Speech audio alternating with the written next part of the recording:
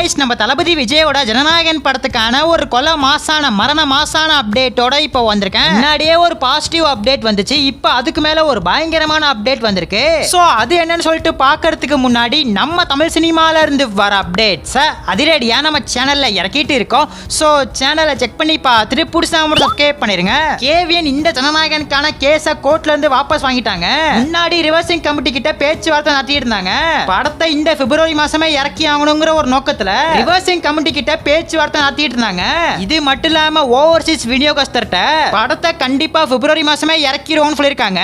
இப்ப லேட்டஸ்டா என்ன அப்டேட் வந்திருக்கு அப்படின்னு பார்த்தா படத்தை அபிஷியலாவே மறு தணிக்கைக்கு அனுப்பிட்டாங்க. இப்ப ரிவர்சிங் கமிட்டி கிட்ட மூவி போயிருக்கு.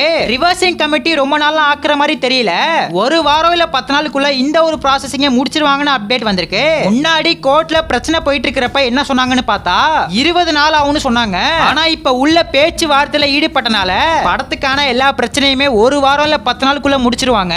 அப்படி பார்க்கும்போது இந்த வாரமே படத்துக்கான எல்லா பிரச்சனையும் முடிச்சிருவாங்கன்னு நினைக்கிறேன். எல்லா பிரச்சனையுமே பினிஷ் பண்ணிட்டு ஒரு பயங்கரமான ரிலீஸ் டேட்டை தேடி படத்தை மாசா இறக்கி விட்டுருவாங்க. அது பிப்ரவரி 19 இருக்கலாம், 20 இருக்கலாம், 26 இருக்கலாம், எப்ப வேணாலும் இந்த படத்தை இறக்குவாங்க. ரிலீஸ் டேட்டை ஃபிக்ஸ் பண்றது மூவி டீம் கையில தான் இருக்கு.